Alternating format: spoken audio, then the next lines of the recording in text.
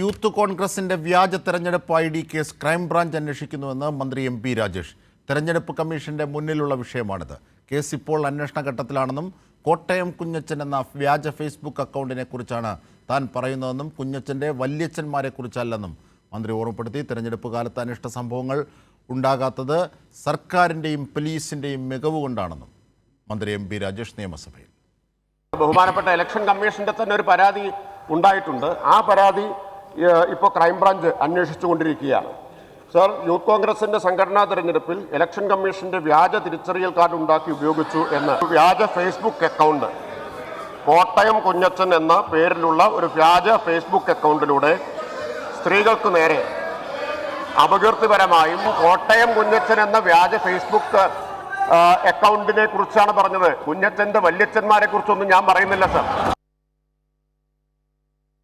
തീർച്ചയായും വിവരങ്ങളുമായി ഷീജ ചേരുകയാണ് ഞങ്ങളുടെ പ്രതിനിധി. ഷീജ, എന്തൊക്കെയാണ് ഇന്ന് സഭയിൽ നടന്നത്? ഉയർത്തിയ കാര്യങ്ങൾ പ്രതിപക്ഷത്തിന് തന്നെ തിരിഞ്ഞുകൊത്തുന്ന ഘട്ടങ്ങളിലേക്കെത്തി. ഈ യൂത്ത് കോൺഗ്രസ് തെരഞ്ഞെടുപ്പുമായി ബന്ധപ്പെട്ടൊക്കെയുള്ള വ്യാജ ID പ്രശ്നങ്ങളൊക്കെ എന്തൊക്കെയാണ് ഇന്ന് സമഗ്രമായി സഭയിൽ നടന്നത്?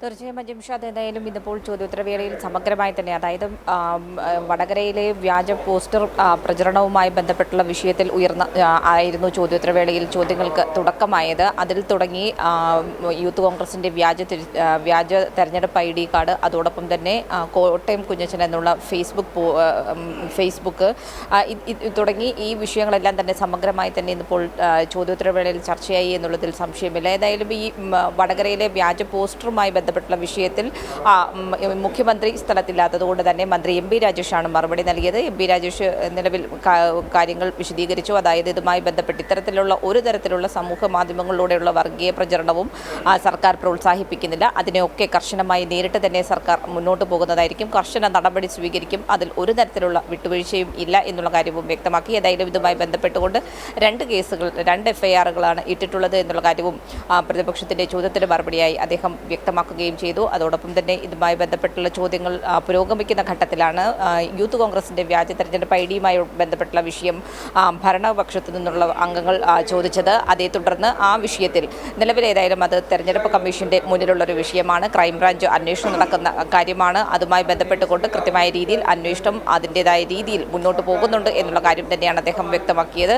അതിനൊപ്പം ഭരണപക്ഷത്തു നിന്ന് ഉയർത്തിയ മറ്റൊരു ചോദ്യമായിരുന്നു കോട്ടയം കുഞ്ഞച്ചൻ എന്ന് പറയുന്ന ഒരു ഫേസ്ബുക്ക് അക്കൗണ്ട്.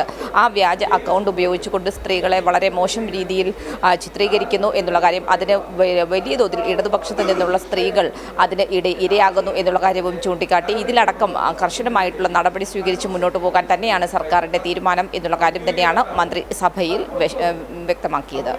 ജിംഷാദ്, ശരി, MP രാജേഷ് പറഞ്ഞ കാര്യങ്ങളടക്കമുള്ള വിശദാംശങ്ങളാണ് ഷീജ നൽകിയത്.